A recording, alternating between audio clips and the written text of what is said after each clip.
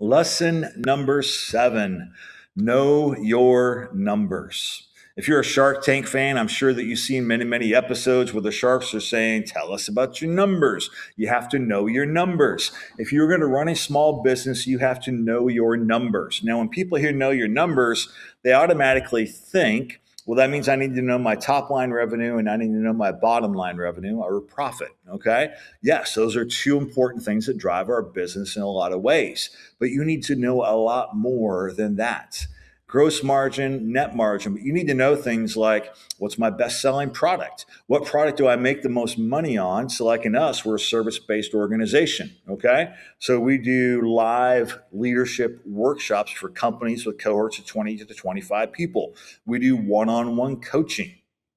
Well, which one of those makes more money? How much does it cost us to execute a coaching engagement? How much does it cost us to execute a leadership development program? How much does it cost us if an employee executes around it? How much does it cost us if a contractor executes around it? You have to know your numbers, because if you don't know your numbers, you're going to fall apart. Okay. And in knowing your numbers, it also helps you understand what is coming next and how I can do things. And in knowing your numbers, you need to know what you want to do with it. Again, this dovetails to the 3 to 5 year strategic plan. With us, we made a decision and we said that we are going to take our profits, right? So that's money at the end of the day after everything's paid for. We're going to take our net profits at the end of the day. My wife and I made a decision that we're going to do 3 things in equal thirds. 33% of our net profit was going to go to these 3 buckets. We chose bucket number 1 was giving. We're driven by impacting people and honoring God and glorifying God. So 33% of our profits every year we gift to nonprofits around faith, leadership, and education. Our second bucket of 1/3 goes towards investment. In other words, we hold it as retained earnings to continue to invest in the business. That investment may be in technology. That investment may be in another hire, multiple things. We know what we want to invest in next because of our strategic plan, but we hold 1/3 of our earnings as retained earnings in our profit for investment. And then the other third of it, my wife and I take as profit because we can. And that's a blessing of that, right? But we have to know our numbers and know where things are playing. And we began to realize in small business, you cannot maximize profit every year. You have years where you invest heavier, which means you're not going to maximize your profit. You have years where maybe business slowed down, right? So 2020, COVID happened. So we had expectations where we're going to be in top line revenue and therefore bottom line revenue that year. COVID happens. We don't hit those numbers. We had to make adjustments on the fly. But you have to know your numbers and understand how those numbers drive different things. All right. We are trucking through lesson number 8 from 10 years in business. Stay focused. Stay focused. There is so much out there today, so much that's new. And the phrase that we use all the time in our business, and I coach leaders around this all the time, just because you can does not mean you should. You have to stay focused. So, like for us at Renogize Professional Coaching, we are an executive coaching and leadership development business. In executive coaching, we focus in on the leadership aspects of things. There's tons of different varieties of coaching. And so we will get people coming to us on a regular basis saying, do you do things like transition coaching? What they mean by that is I'm transitioning from this company. I want to go to a new company. Do you help with resumes? Do you help with interview prep? Do you help us with how to do a job hunt? Can we do that? Yes. Do we do that? No.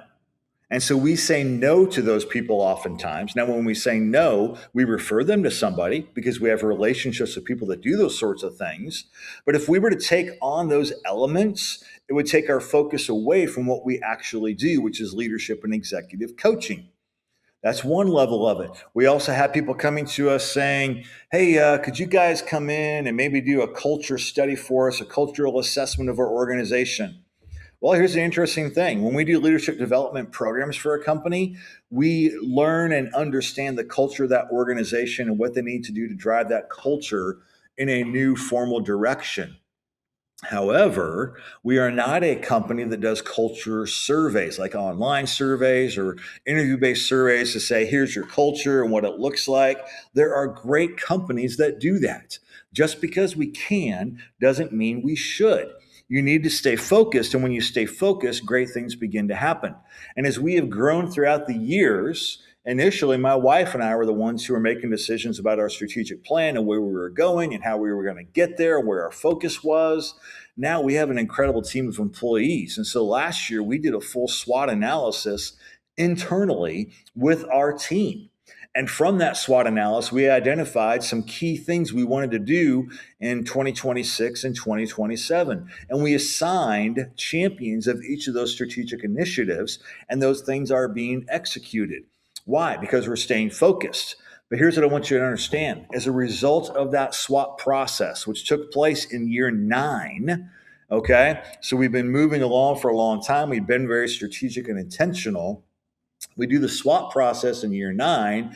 It reminded us, catch it, it reminded us and helped us realize again, at the heart of it, we are a coaching business. 2/3 of our revenue is from one-on-one executive coaching. 1/3 of our revenue is from leadership development programs. And so we said, as a result of that analysis, we need to really hone in on our one-on-one coaching and the different one-on-one coaching programs that we offer and deliver to our clients, because that is our bread and butter. That is who we are. And it gave us great focus. As a result of that, we have a new graphic and we have some programs that are all laid out now where somebody can easily see the type of coaching we do, what program may be best for them and why, and it helps us as an organization stay focused.